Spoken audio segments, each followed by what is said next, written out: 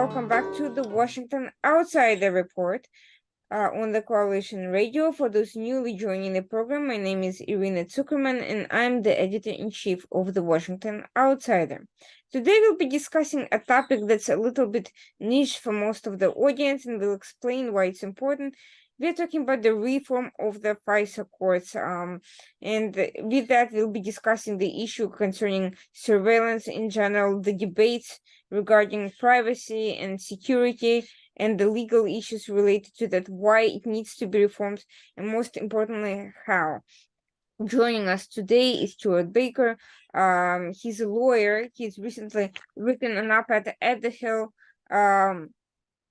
about this very topic, and he works with Stepton Jensen, a big law firm, and he can tell us a little bit about what's going on. Before we dive right in, Stewart, welcome to the Washington Outsider Report.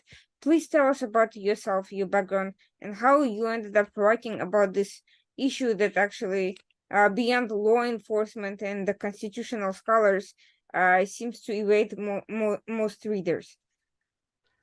Thank you very much, Irina. It's a pleasure to be on that. And my history on this issue goes back 30 years or more. And I should say I have a very definite point of view. So listeners should be prepared for that. And I'll explain where it comes from, along with a little bit of the history of my involvement and of what I think of as the history of Section 702.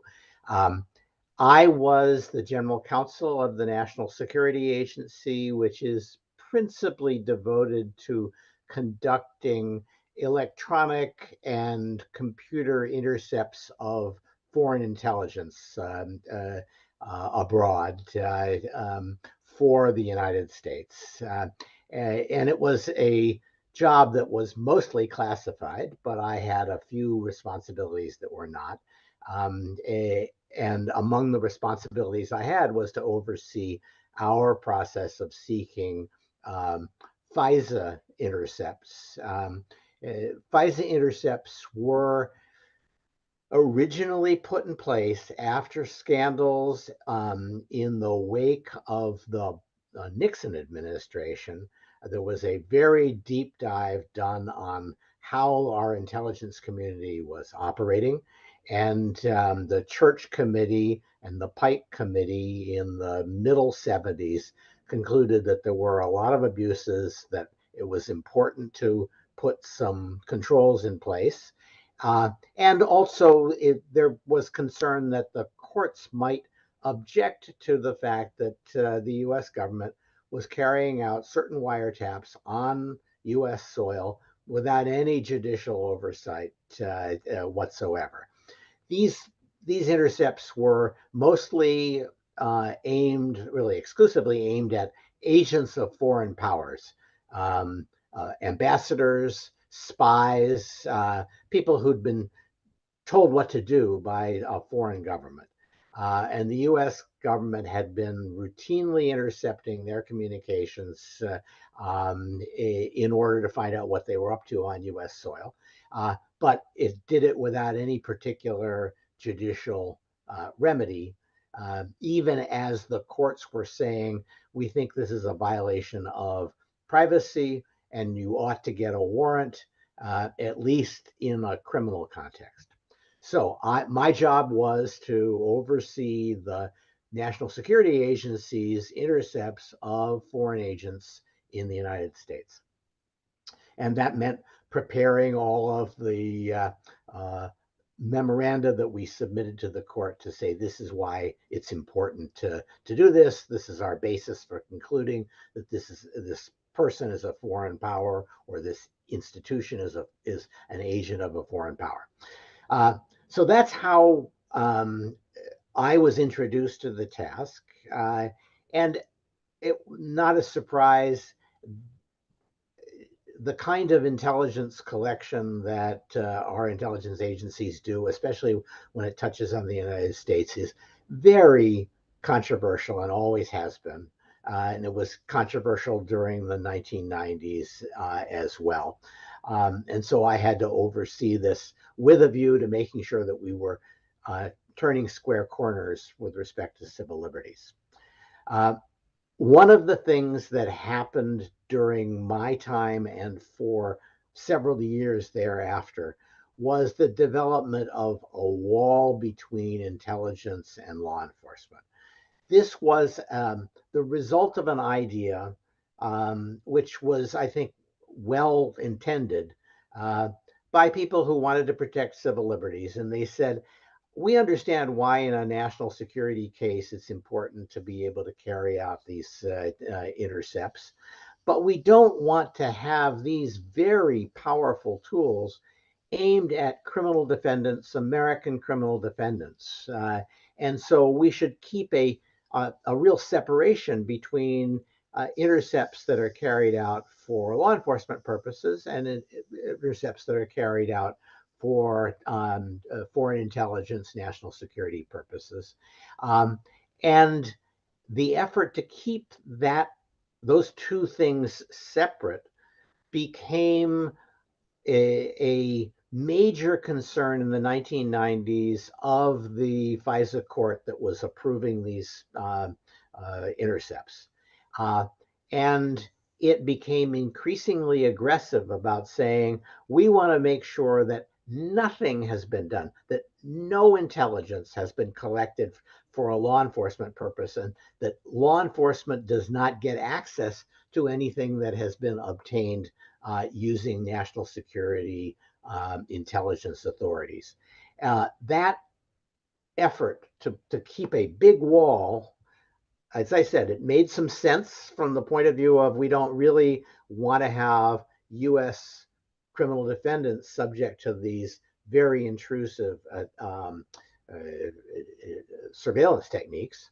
But as it became more and more aggressively enforced, it became impossible for the FBI to talk to the CIA or the NSA about the kinds of information that they were collecting that might have some implications for investigations the FBI was carrying out for a law enforcement purpose. So I'm sorry this is going on a little longer than I would like, but it is an important piece of background because it tells you that what happened, the disaster tells you a lot about why I am still involved in this issue 30 years later. What happened was that the FISA court became upset when it discovered that certain information about a particular terrorist attack was being conveyed to a task force in the United States that was investigating that terrorist attack. And the court said, I told you there must be no connection between intelligence and law enforcement, and now you've discovered there is one. I want the FBI agent who said that they were preventing that brought up here. We may have to prosecute him. He will never appear before me again. This is a major scandal. And so now this is about 2000, the beginning of 2001. The FISA court is demanding the head of the agents that were conducting intelligence and using the intelligence for law enforcement purposes. Just about that time, Al-Qaeda was trying to get people into the United States so that they could fly them into the World Trade Center. We as an intelligence agency knew that there was something was going on, that there was a major attack planned. We were looking everywhere to try to find these attackers. It turns out they were actually in the United States. Some of them had already arrived in the United States by August of 2001. And the CIA discovered that they were in the United States and learned something about their whereabouts. They conveyed that to a CIA liaison who was working inside the FBI, and the FBI liaison, the CIA liaison to the FBI, said, I need to tell the big task force that is doing terrorism investigations, particularly in this case, I think it was the coal attack, the coal bombing. We need to tell them they have all the resources. They can go out around the country. They can track these people down and catch them before they attack. And the response of everybody in a position of authority was to say that would violate the court's order. The court is already angry and trying to get people prosecuted, people disciplined for having conveyed information. You may not provide that information to the FBI people who have the resources to carry out the investigation. So they didn't do it. They tried with the very limited intelligence assets that they had in the United States to find the attackers. They didn't find them until they woke up on September 11 and found out that they had flown into the World Trade Center. That was a preventable attack if we had not had a wall between intelligence and law enforcement. That was a disaster. It obviously changed everybody's view about the wall. I had defended the wall. I had written articles defending the wall and saying we need to keep it. There's no known abuses of this kind, but it will make people feel better to have this. Why not do it? And I realized immediately afterwards, and ended up testifying to the 9/11 Commission, that that was a mistake, and it was a mistake from which I would draw a couple of lessons. One, you shouldn't go around doing a lot of reforms of the intelligence community that interfere with its ability to carry out its job, unless you've got a real sense that there's a demonstrable abuse that you have to stop. And our mistake there was we didn't have a demonstrable abuse, and we did end up hampering the way the intelligence community did its job, and it cost us 3,000 lives. So feeling somewhat responsible for having defended the wall, I resolved that I was going to always speak out when I thought that there were reform proposals for the intelligence community that were dangerous for the United States. So that's my background. That's why I'm still involved in these issues. Now we should talk a little bit about 702 and what the proposals are there. That background also tells you something about where 702 came from. 702 came from the fact that while the NSA and the intelligence community were trying to find the attackers, the Al-Qaeda agents who'd been sent to the United States, they were collecting intelligence. The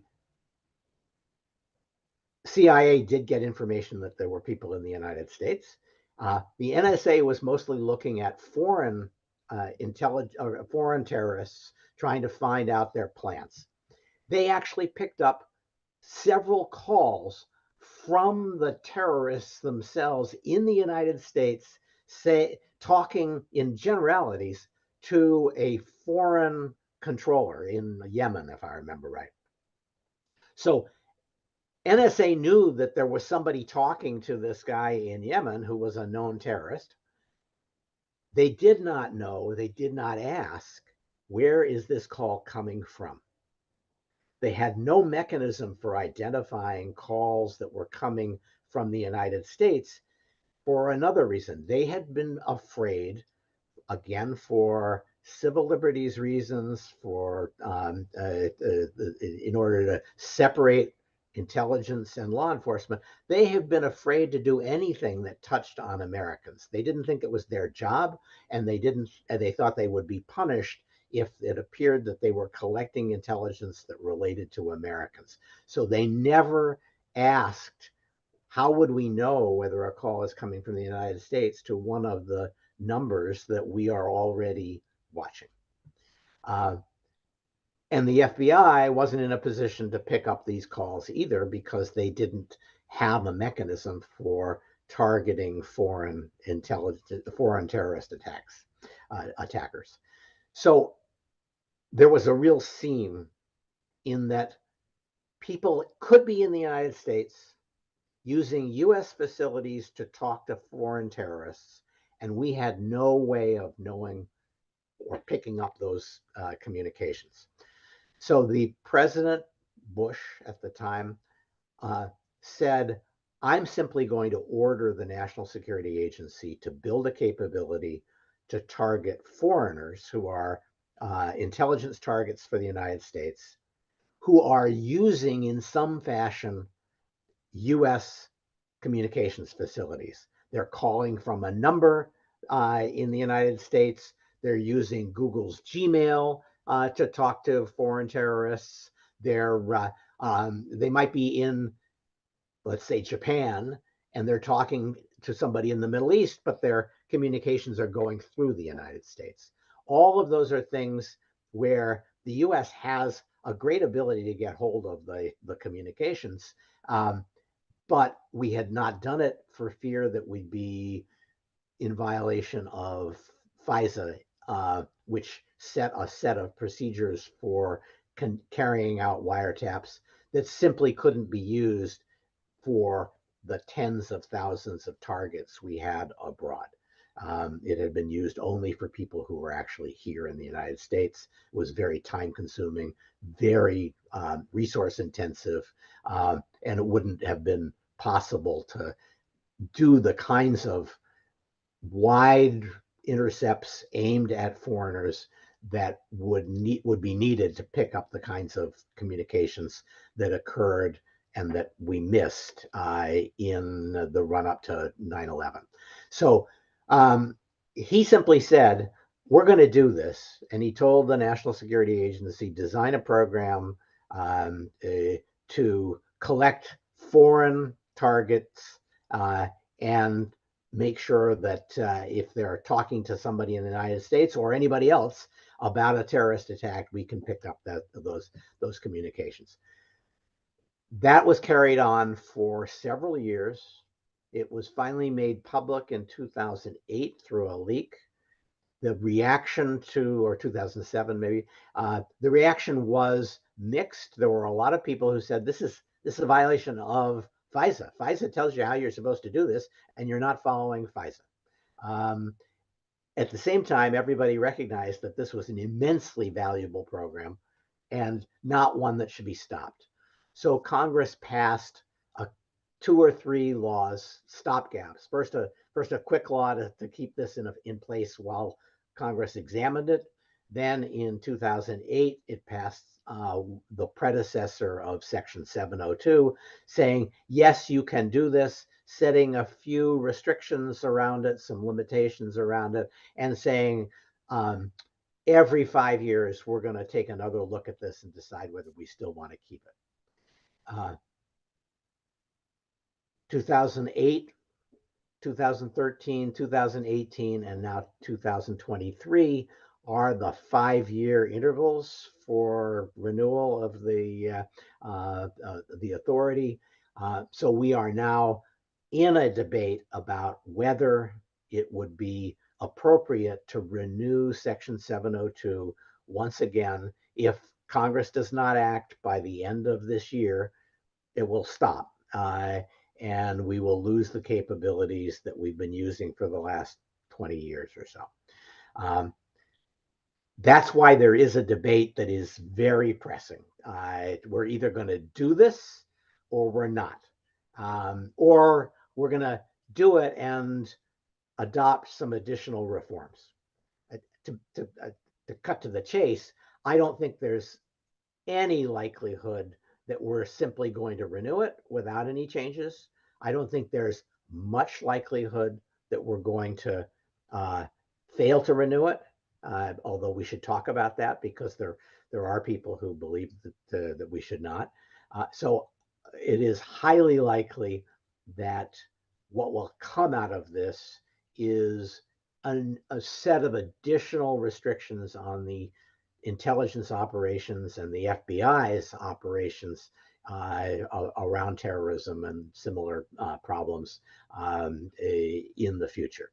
So we are talking quite extensively, and there are lots and lots of ideas about what ought to be done to reform the intelligence community. The biggest concerns here, and I'll probably stop shortly, is what has happened since 2018 principally has been of concern to Republicans and conservatives who feel that the Obama administration and even parts of the intelligence and FBI infrastructure after the election of President Trump acted in a fashion that was motivated by partisan mistrust and hostility to the Trump administration in particular, and that that has meant that Republicans who used to be reliable supporters of national security measures and in particular intelligence collection have become much more skeptical. And at the same time, the Democrats have always been skeptical of intelligence collection. So a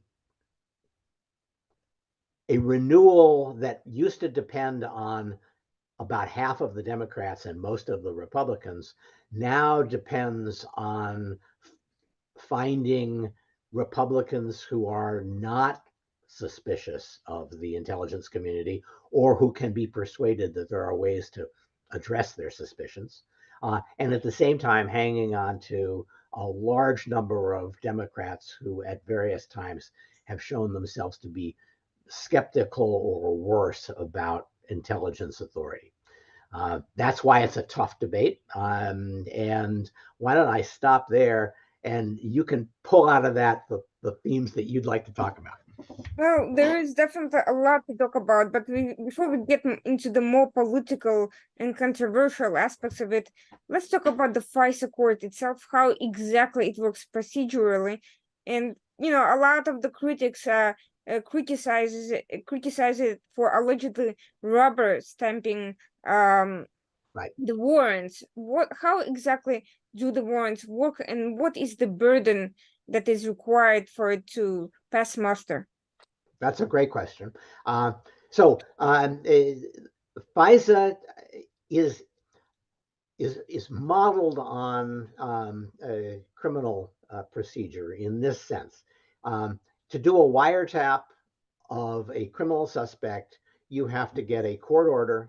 The court order is based on probable cause, and it requires a determination that it is more probable than not, essentially, that the person being intercepted will provide evidence of criminal acts and specific criminal acts if an intercept is carried out. The structure is similar for FISA, but different in that it is mostly aimed at collecting intelligence from spies who are operating in the United States, or could be terrorists. And so the first question is this person a spy or a terrorist? And do you have probable cause to believe that that is so? If you have probable cause to believe that that is so, you can take the government takes that information to the FISA court, presents it to a FISA judge. The judge applies to that the standard that we have been talking about for criminal cases. Probable cause to believe that this person is a terrorist, is a spy, and will provide information about a terrorist attack or a terrorist plot. So now there are other circumstances if in fact it's an institution like an embassy or something of this sort. The only question is this an acknowledged agent of a foreign power? Everybody recognizes that the Russian embassy is acting on behalf of the Russian government. And if you are prepared to conduct surveillance of the Russian government, then you're probably prepared to conduct surveillance of the Russian embassy. So it's easier there. If it's a person who's acting like a spy, then you have to make the case that they really are a spy. That's the basic standard. There are probably 200 or 300 cases, maybe 400 cases a year in which a FISA warrant is sought. So these are relatively small numbers of intercepts. And in my experience, it was necessary to present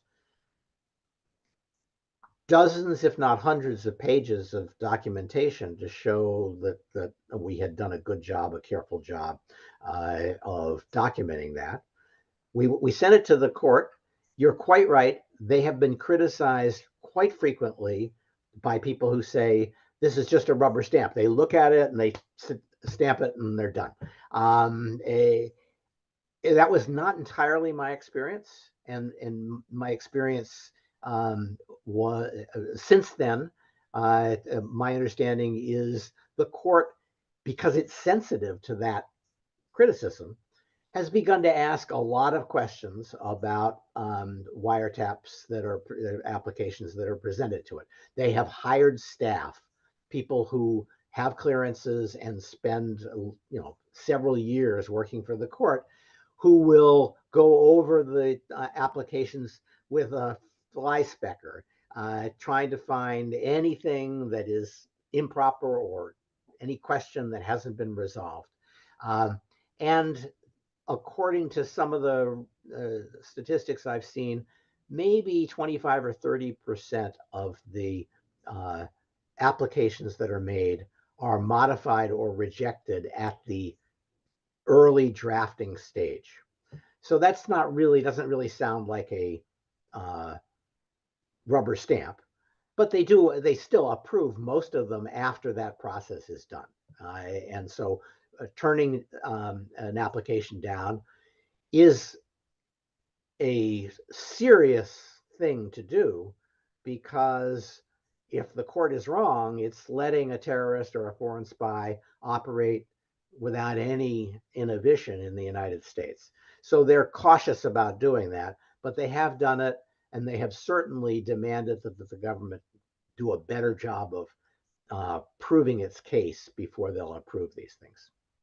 Now, I think most of the critics are less concerned about foreign nationals who are, for whatever reason, temporarily inside the United States than about Americans or dual nationals with US citizenship who may be swept in the process. So how does that align with that previous concern about not having Americans needlessly surveilled and so forth?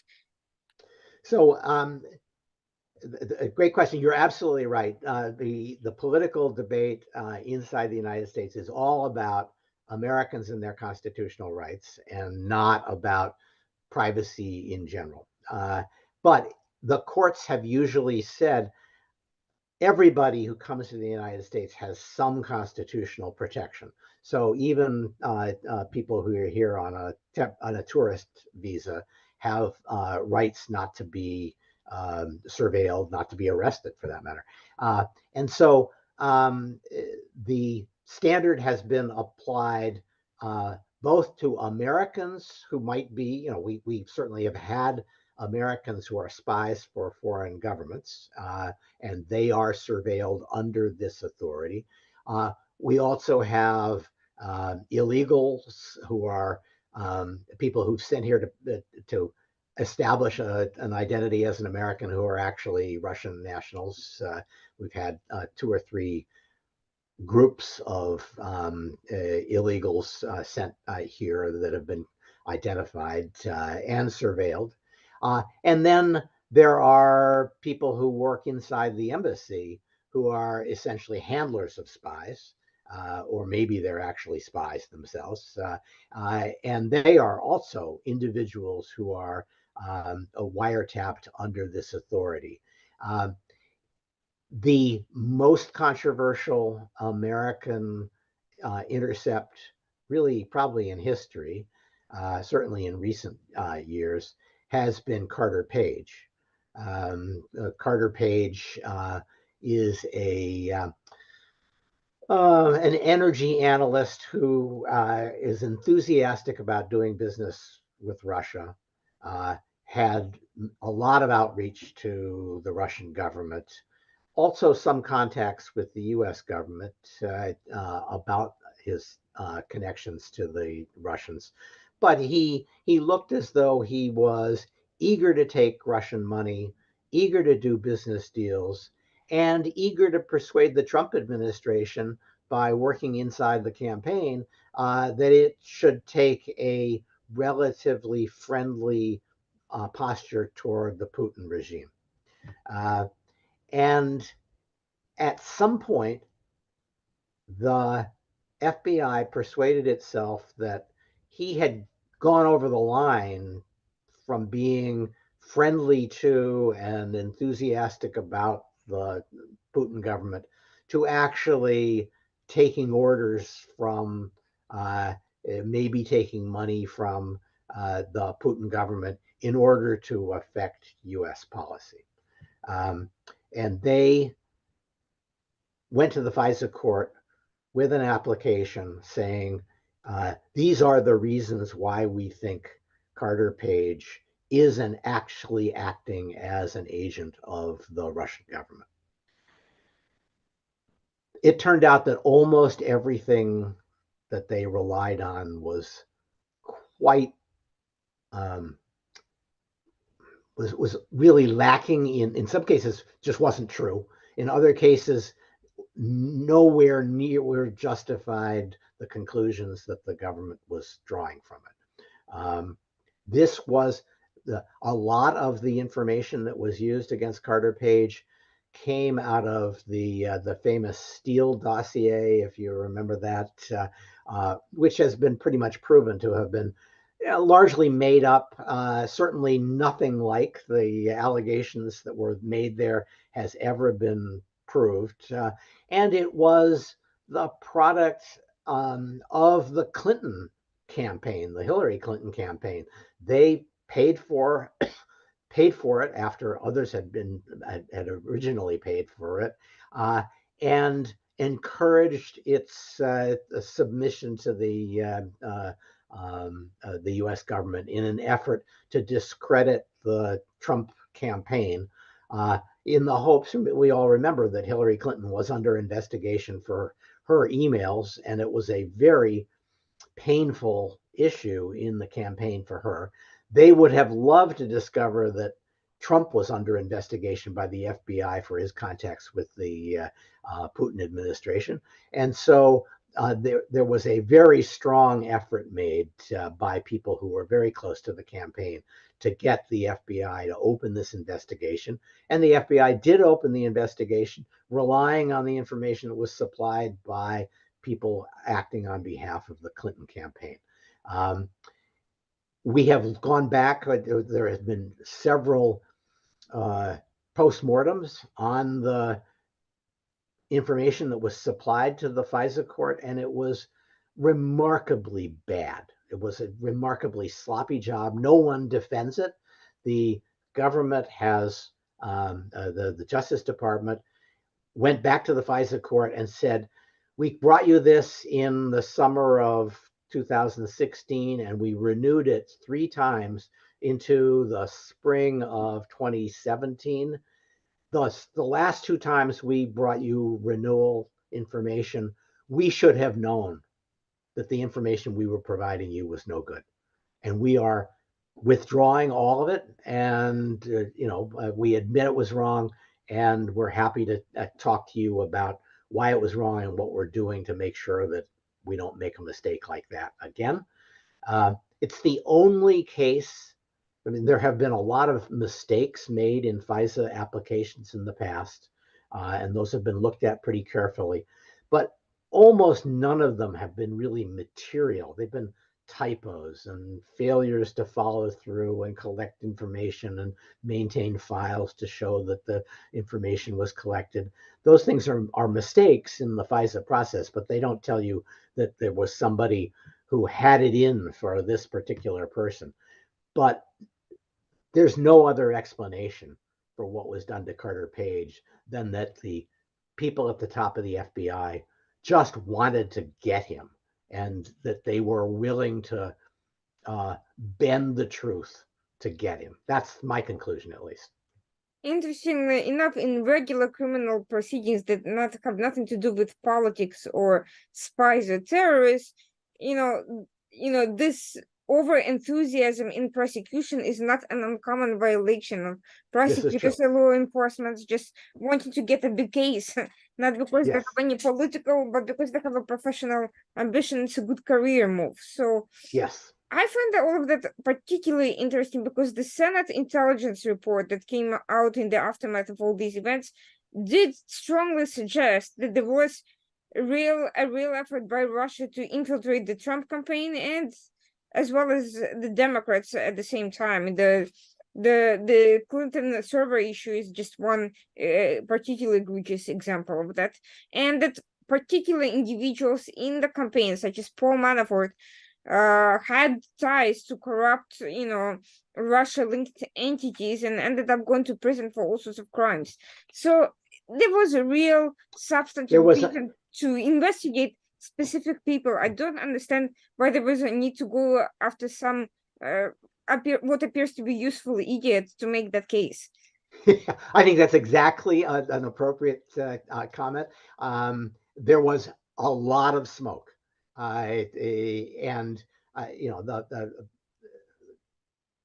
Donald Trump was inexplicably fond of Vladimir Putin. I don't understand it yet. And so there was, plus the Russians had an enormous impact on the campaign by hacking into Hillary Clinton's emails and the campaign's emails. And no, they didn't get Hillary's. They got a number of campaign emails and exposed them in ways that did her enormous damage. They may well have influenced the outcome of the election. There's no doubt about that. And then there were the Manafort seems to have been, if not corrupt, certainly playing both sides. He wanted to use his position in the Trump campaign to make money from his kleptocratic Russian oligarch buddies. And so when you put all that together, it makes you say there's something here we should investigate. I would never have said that an investigation of all of that was wrong.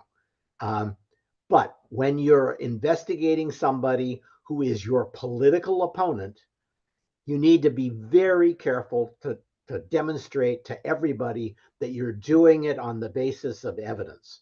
And the evidence that was used in the case of Carter Page was so bad, it makes it look as though it was the result of partisan intent.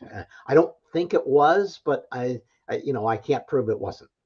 Well, before we get back to FISA, one more point which leads me to believe that everyone's problems may be not so much with FISA and its proceedings as with investigative training at the FBI, which is that apparently there are all sorts of business allegations that Trump, long before he ever ran for president, was involved in casino networks with dirty money from everyone ranging from the mob to Russian oligarchs. And that would have been a good place to start the investigation rather than focusing on what appears to be a very obvious Russian disinformation effort. So the question is, why did those people follow for this very obvious and transparent false lead and not done their due diligence in investigating issues that had all the hallmarks of unclean business operations, very bread and butter, not very glamorous, but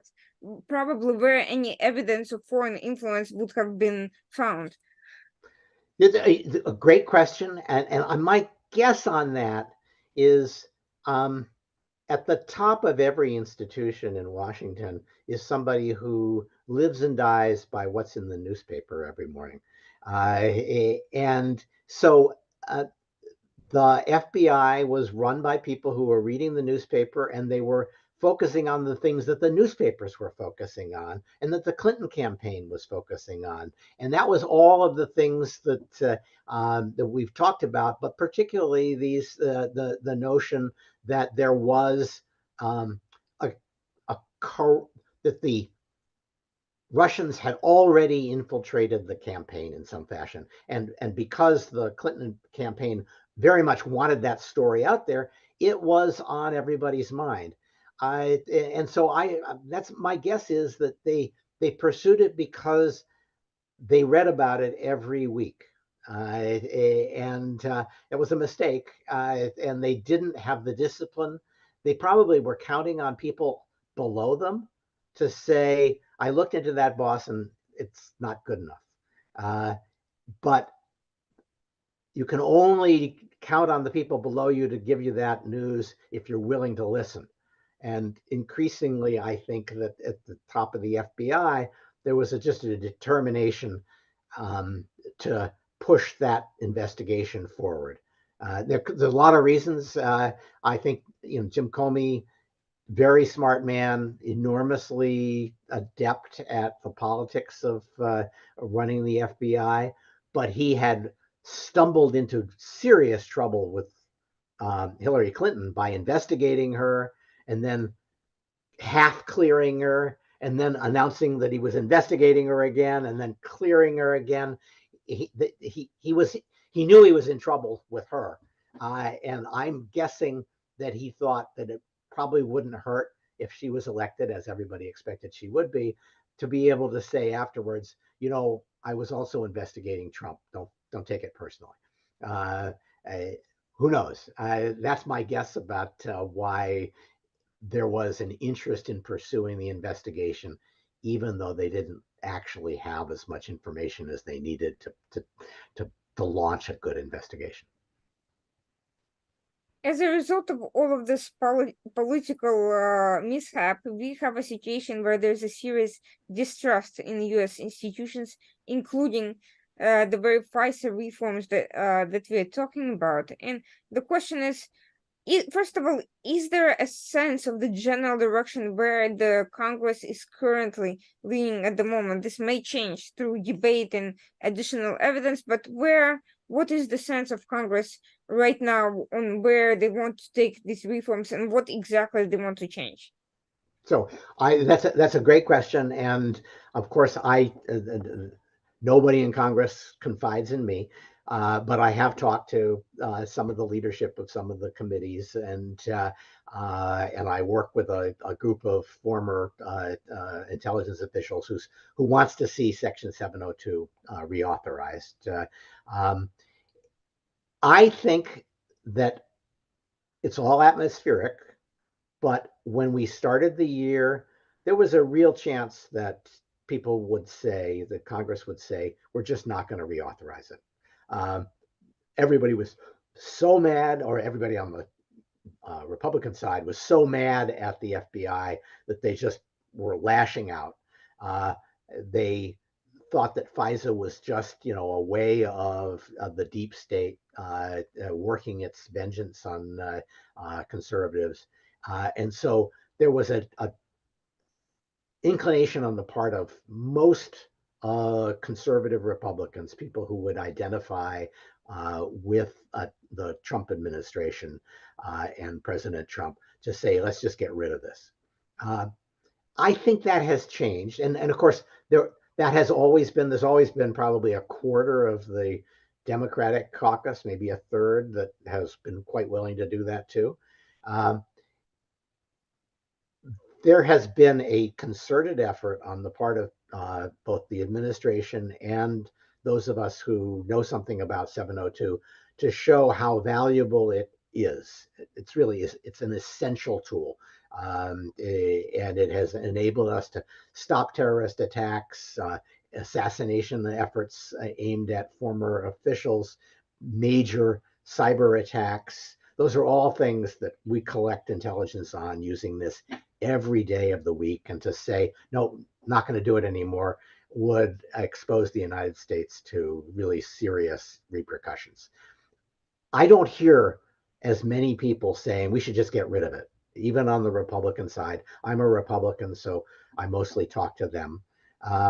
And on the Democratic side, the president of the United States is a Democrat, and he is saying, I need this. His entire administration is saying, I need this. And so it's hard, it's easy for a Democrat to say, I don't think President Bush needs this, or I don't think President Trump needs this. It's much harder for them to say, I don't think that President Obama or President Biden needs it. And so my sense is that on the whole, there are a fair number of Democratic congressmen who will say, okay, my president has asked for this, I will vote to reauthorize it. So that means that voting for reauthorization is now looking like the most likely outcome here. But that doesn't mean it's going to happen free and clear. Everybody wants to say, but if you want my vote, then you're going to have to do something about my favorite intelligence abuse issue. And so there is now an effort to assemble a set of changes that are acceptable to the government, to the administration, that will answer some of the concerns on the part of Democrats and Republicans about real or imagined potential abuses. This is where my rule that you shouldn't adopt changes and reforms unless you're addressing a real problem and unless you can be sure it's not going to cause serious problems to your intelligence collection comes into play. That's why how I am judging these proposals. The principal proposal that you would have heard about in January of this year was we should require that the FBI get a warrant from a relevant court before they do a search of the database of past intercepts. Now, to understand this, I'll have to step back and explain why there is a database, how this works. When a particular target is identified for a particular reason, say there's a terrorist in Yemen, they will be put on the list, and any use by that terrorist of a Gmail account or the Hotmail account, any phone calls that pass through the United States that person conducts will be intercepted, assuming we know what identifier they're using, what their Gmail email address is or what their phone number is. We'll collect all of that information and we'll put it in a database. About 5% of that or less goes to a database that the FBI has access to, and it's for cases and people that the FBI is already investigating. So if they're already investigating it, they get the database so that they can search relevant communications that presumably tie to their investigation. The problem that most people who are concerned about this would identify about this is that if I am in Yemen and I use my phone to call the United States, I'm using the US system and I'm going to get picked up under the 702 program because I'm using the US system. But it's not as though I'm talking to myself when I have those conversations. I'm talking to somebody in the United States, probably. And so, or if I'm using Gmail and I'm sending messages to somebody there, I could be sending it to anybody in the world, but some of those messages could go to Americans. And so now we have a database that includes communications of Americans that the FBI can search under ordinary circumstances pretty easily. And so questions have been raised about, isn't that really a backdoor surveillance of Americans? Because you're collecting this information, you know there's going to be Americans in there. When you go into the database, you might actually ask for information about a particular American. Say, is there anything, is there anybody that we are already intercepting who is communicating to one of the Americans that I'm interested in? And so it begins to feel as though the investigation has moved from looking at this terrorist in Yemen to looking at the particular person in the United States that the FBI has done a search on. And the question is, well, shouldn't there be some kind of additional process before that person can be the subject of FBI surveillance? And because of that question, the Justice Department has written rules that say, yes, you've got to demonstrate, you've got to have a good reason for doing this. You've got to have good reason for believing that there will be information about this person in the database before you do it, if you're an FBI agent, before you can go into this database. It turns out that those rules were misunderstood, actually fought over between the FBI and the Justice Department, and broken millions of times. The FBI agents, many of them never got the word that that was the only time that they could do these searches. So they did a lot of searches in this database that are similar to the searches that they do in other databases, which is, I have this person I'm investigating. I have this person that I'm thinking about using as a source. I have this person who's coming to a sensitive meeting. I'm just going to search their name in every database that the FBI has, which is perfectly legal, except that they had these instructions from the Justice Department not to do it in the 702 database. But unfortunately, many of the searches that they didn't distinguish. They would have had to specially say, oh, but not 702. They weren't very good at that. And so we ended up with millions of searches that violated the Justice Department guidelines. This has, not surprisingly, given that the FBI is pretty controversial these days, this has a lot of congressmen, especially Republican congressmen, up in arms saying the FBI can't be trusted. They've done this wrong over and over again, and we have to do more to prevent the FBI from abusing its authority. And that has produced a set of proposals to say, what can we do? One idea that is very popular on the left, less popular, but not at all unheard of on the right, is to say, let's make sure that you can't conduct these searches without going to court and presenting what amounts to a search warrant application. I'm not a fan of this idea for a couple of reasons. First, it would undoubtedly make it much more difficult to conduct this kind of intelligence. And there's nobody else who's going to do it. There's nobody else who's going to look at an American who is acting suspiciously and ask, do I have intelligence on that American? Only the FBI is really authorized to look at Americans who may be engaged in terrorism or espionage.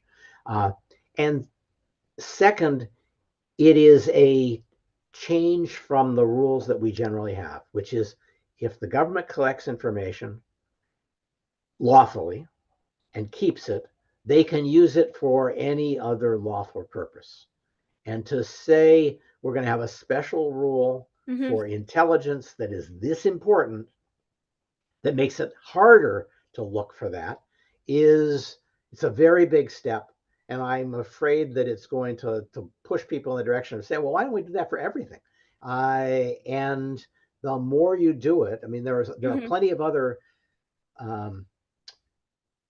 databases of intelligence that have been collected around the world. When we pick up collections of communications from a switch in well, in Russia, let's say. Um, if we could get into a switch in Russia and collect all of the communications there, we would. And then we would save them for a while. Some of those calls are going to be to the United States. Well, are we going to say, oh, well, now we have to figure out which of them are the two Americans? And then before we go back in and take another look at those, are we going to have to go to court and get a warrant? It's a major obstruction to actually quickly gathering intelligence. And so, to my mind, it's a bad precedent, a bad policy for the particular set of data that's being looked at. And I'm not sure that there's any real abuse that we're looking to solve here. If I was in the FBI and I wanted to go after somebody I considered a political enemy, the likelihood that I would find something useful in the 702 database is vanishingly small, because it's focused on people abroad who are in cyber attackers or terrorists or foreign intelligence, foreign agents.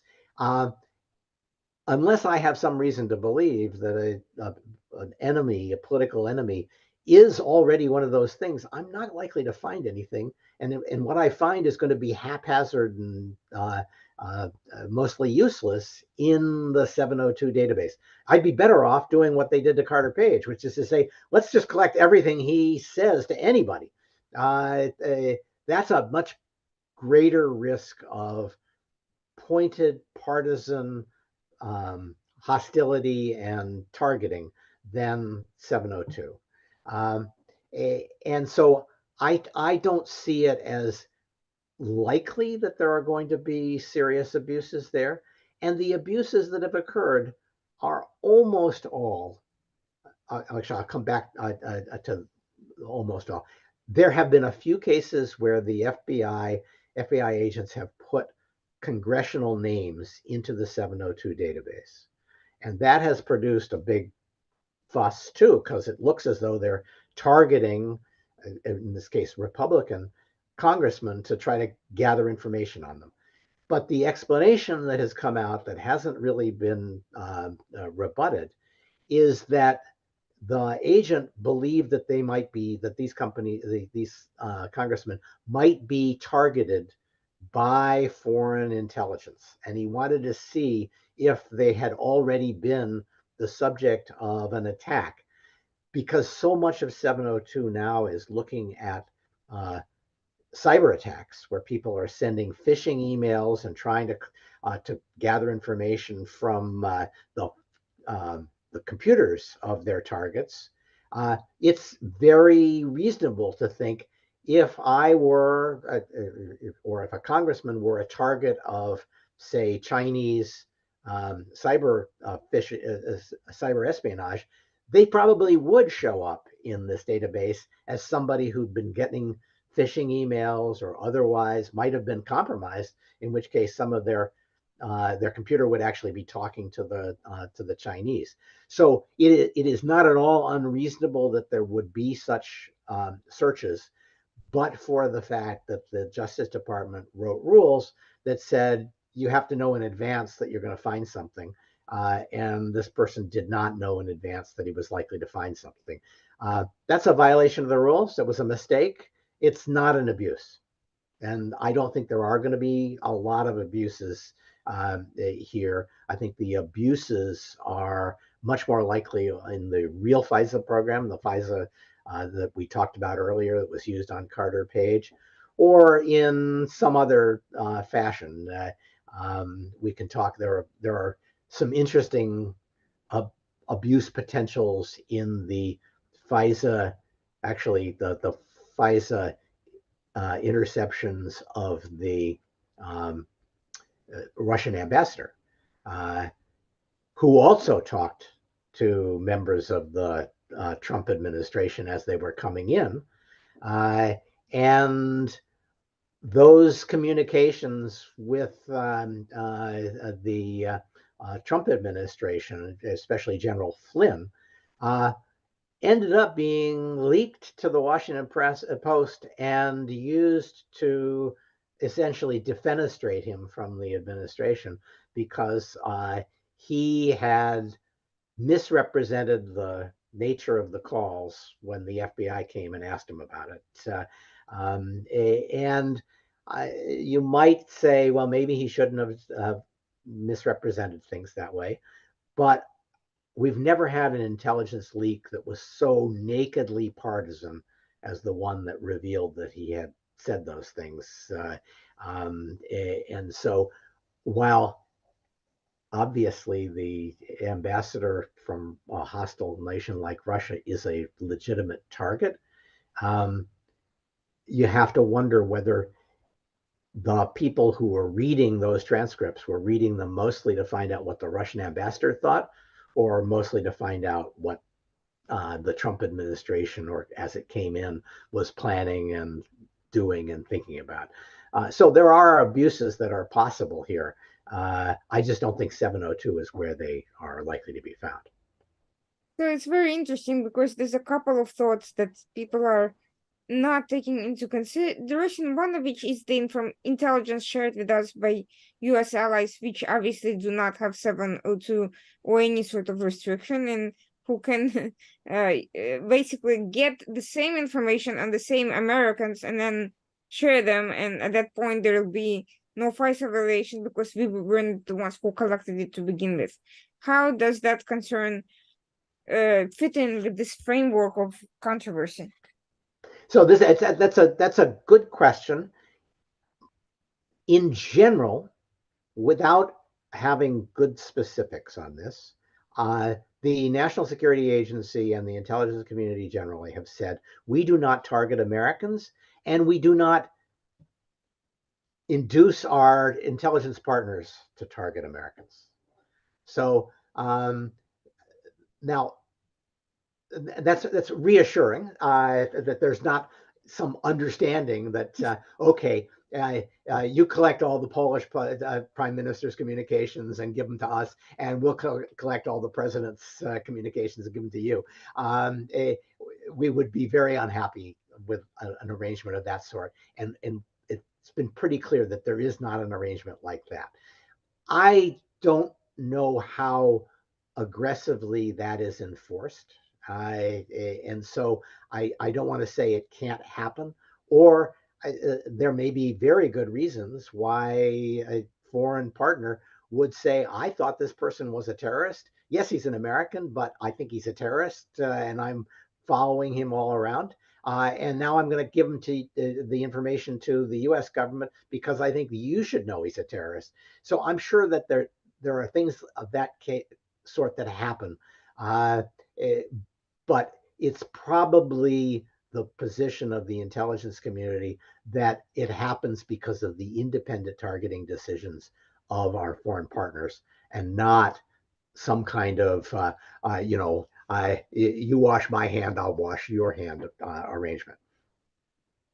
But nevertheless, would that information end up in some other, basically it would end up in all the other databases that the FBI is allowed to produce and not the 702, correct? Yes, I think that's right. If let's suppose that the Israeli government is collecting intelligence on a Syrian person that they believe is being run to carry out terrorist attacks, and then this person comes to the United States and gets a green card, and the Israelis are still targeting him.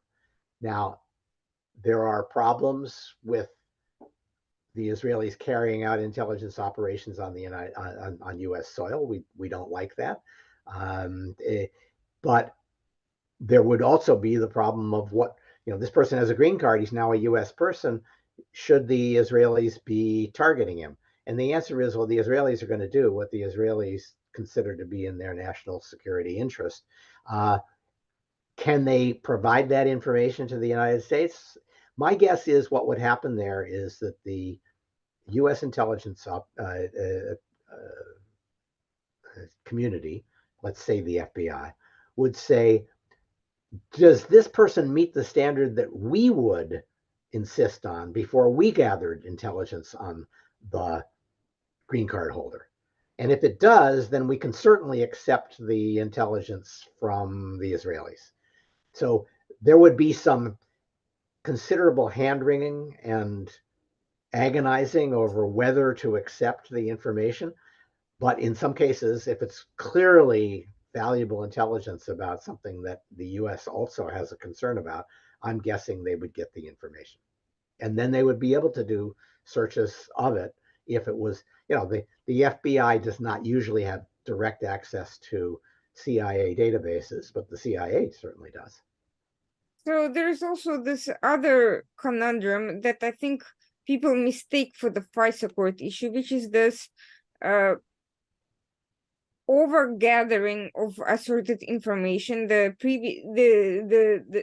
metadata program, which was recently declared not legal, and I don't know what happened to it since that that judge made that assessment. I don't know whether it was reformed or completely done away with. I'm curious, but I think a lot of these things get kind of mixed into this giant phenomenon of a surveillance state, and I think there's a concern by some that various entities who get access to various data could use it for political reasons to deny people anything from credit to take it out with seek their IRS and all sorts of things, all sorts of government abuses that can arise as a result of over surveillance.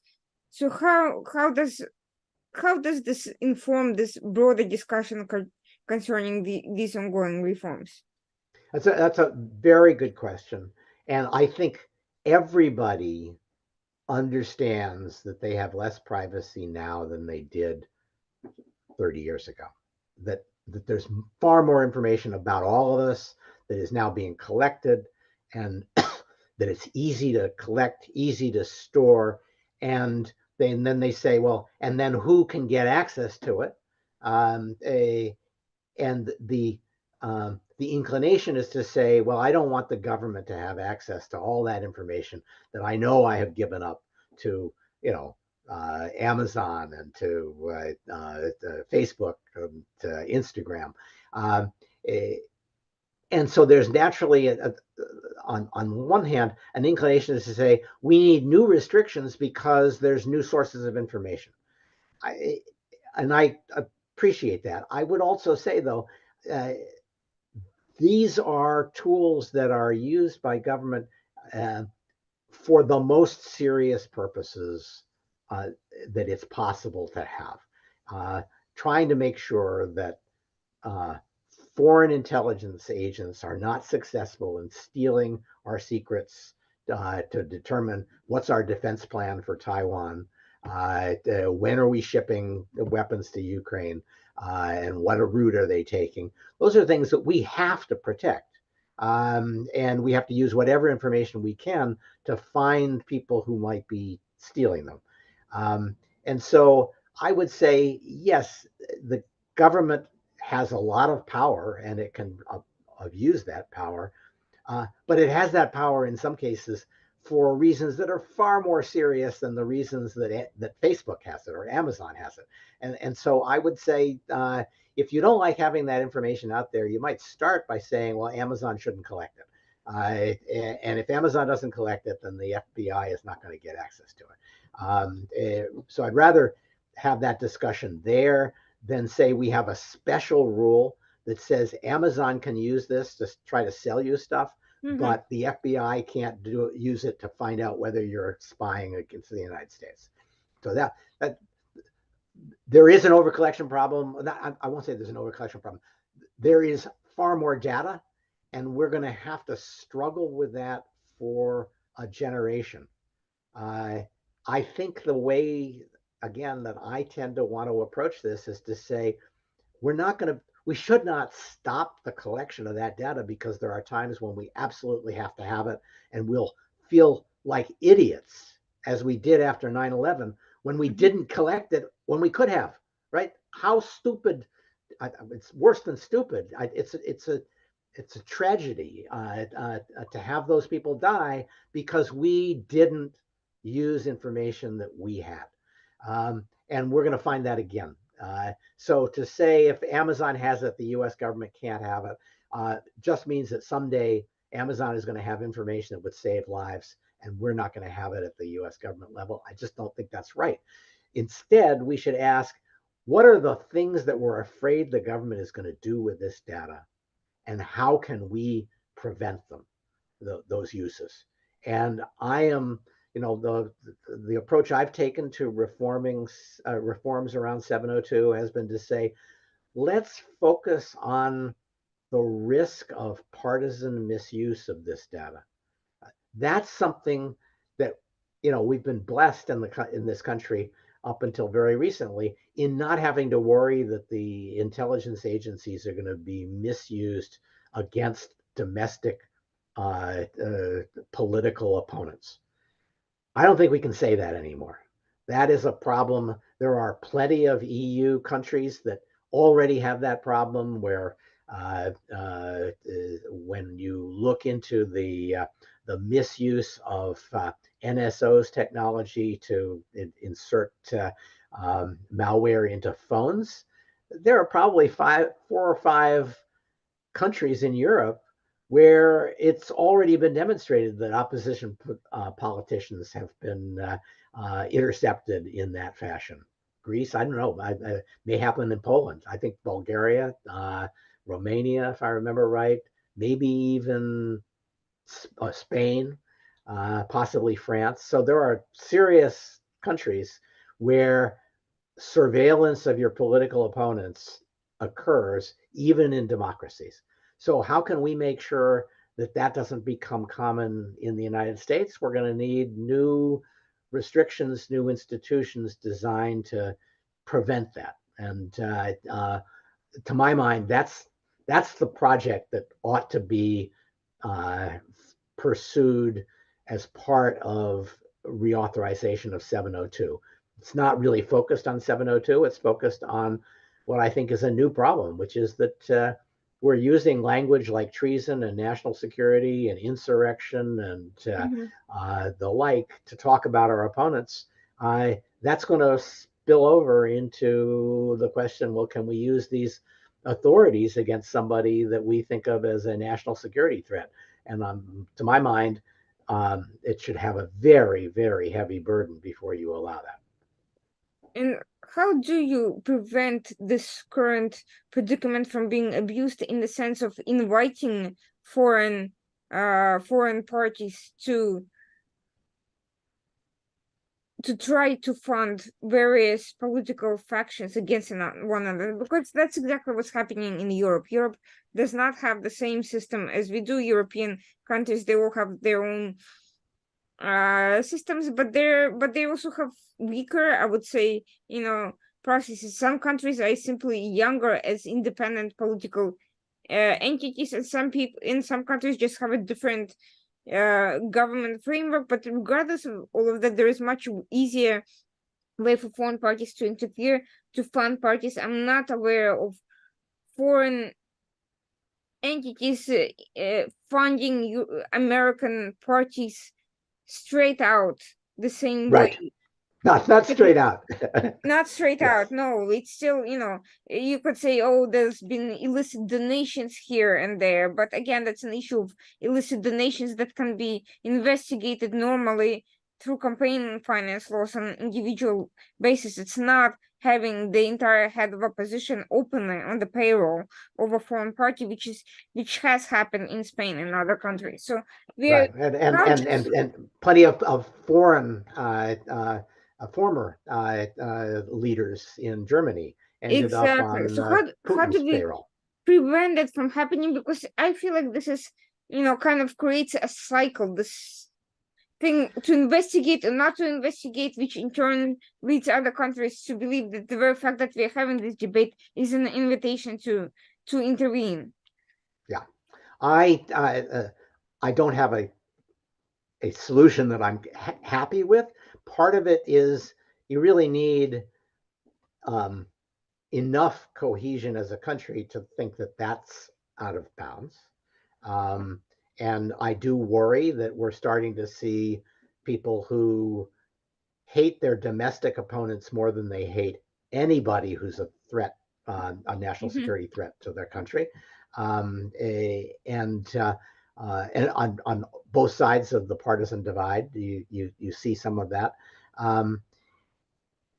To my mind, the only thing you can really do, well, the only thing I can think of is you need to, at a minimum, recognize that that's going to happen, and you need as many protections as you can get to reassure folks that investigations of that kind of influence effort are legitimate national security concerns and not partisan political witch hunts dressed up as national security. And obviously, that's why Carter Page is so damaging to the Mhm. effort to do this. But so, to my mind, there probably should be an official inside each of these agencies who is supposed to investigate and oversee, if necessary, any effort to conduct a national security investigation that has partisan implications. So if I'm investigating, if I'm investigating Carter Page, or I'm looking into allegations of bribery of the Biden family, um, there should be somebody who can say, I am watching this to make sure that it doesn't become a partisan effort. And I have insisted on reports. I have examined the justifications. I was satisfied that the justifications were real. And I am not a partisan player. These should be probably people who are career officials without a partisan denominator. Um, that's not perfect. You don't have, nobody has to trust somebody like that, but it's the first step in making sure that when we carry these things out, we have protected our flank from the now what is now a completely predictable attack, which says you really did that because you didn't like the domestic party that was being supported. That's a good point, and I think these political concerns will, will very much impact the way legal issues are being considered. Unfortunately, it should not be the case, but it very much is. Which leads me to a question: what happens if the end of the year comes and goes, and the reform still has not gone in any particular direction? Everyone is still stuck on what should be changed and why. What is the repercussion of not passing it? So the repercussion of not passing it is that hundreds of thousands of legitimate targets, intelligence targets, will fall off coverage. And these are in some cases these are people who are actively planning to assassinate former officials of the United States because of decisions they made while they were in government. Mhm. Uh, Cyber attacks, where people are engaged in cyber espionage. We won't have insight. We won't be able to warn the targets of those attacks. So it's very serious, and there have been a lot of efforts. The Chinese government and Chinese intelligence are remarkably um, uh, willing to openly breach our understanding about what's proper behavior in an effort to advance their interest. And they particularly have targeted Chinese Americans, maybe even people whose parents came here in 1870. They're still Chinese as far as the Chinese are concerned, and they're going to target them to be uh, loyal to the country that China thinks they should be loyal to. And so they have been engaged in efforts to blackmail them into taking positions and the like. We'll lose sight of those kinds of efforts in which somebody in China is going after somebody here in the United States. So it's disastrous from our point of view. I really hope that we don't do that. If we can't reach agreement on a solution by December 31st, I would hope that they could find a way to say, well, okay, let's try to push this forward 3 months, as they have done in the past, and we'll extend it for 3 months, and then we'll see if we can get an answer in, by the end of March. That is certainly a path, and I hope that the worst does not come to worst, given everything else that's going on, including the presidential elections. Well, that's right, and then the closer you get to the election, and President Trump, when he was in office, was of two minds about FISA. Sometimes he said, "Oh, that's that thing that they were using to wiretap me. I don't like that," and then sometimes he'd say, "No, we need that." So the more political it becomes, the more likely he is to weigh in ways that are unlikely to help the 702 get reauthorized.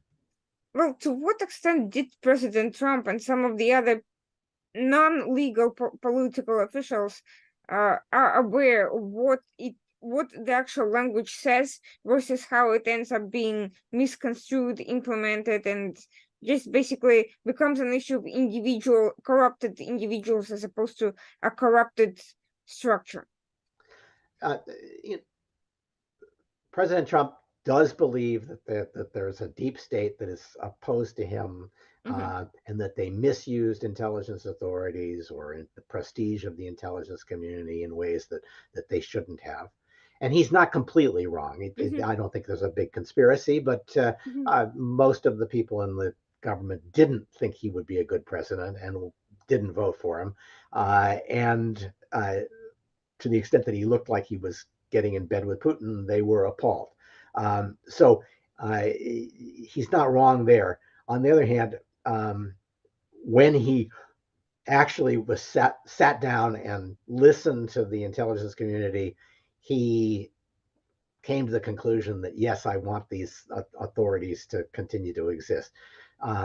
So with President Trump, it depends on, how well he slept last week. Well, that's very interesting times, but it's good to be aware and it's good to be informed, because at the end of the day, if you're not informed, if you don't understand what it is you're supposed to be angry about or support, you're not going to come up with a very clear and very, very, very constructive position. So I hope that this information will kind of help guide people a little bit in understanding the very important stakes that we have with this process, and hope that they will push their representatives to come up with a solution that keeps us safe and protects I completely agree. I completely and I am moderately hopeful. I could be kidding myself, but I am moderately hopeful that at the end of the day, we will end up with a renewed 702 that allows us to do some very important intelligence collection. Some of it, directly impacting how the war in Ukraine is going, that we'll be able to get it in place for another 5 years. How many more of those renewals we can go through, I don't know. That's going to be a tough sell every 5 years, and I think it's a very foolish thing that we have done to say this needs to be renewed every 5 years in a context where nothing is happening in Congress.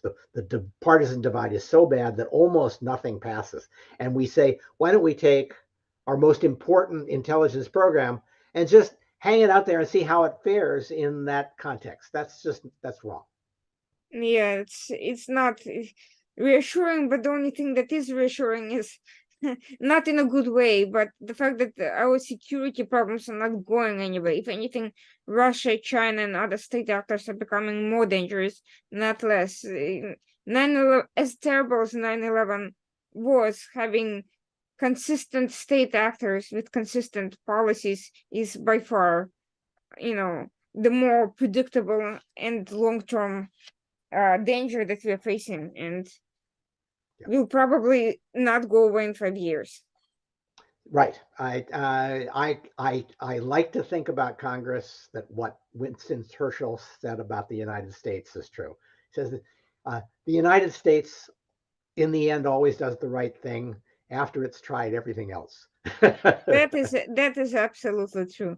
On that note, thank you so much for this extremely informative and fascinating discussion. And I think even non-lawyers and non-security professionals will appreciate this topic that may seem off-putting and mysterious and hard to understand. But I think you broke it down very well, and I hope people will reach the right conclusions.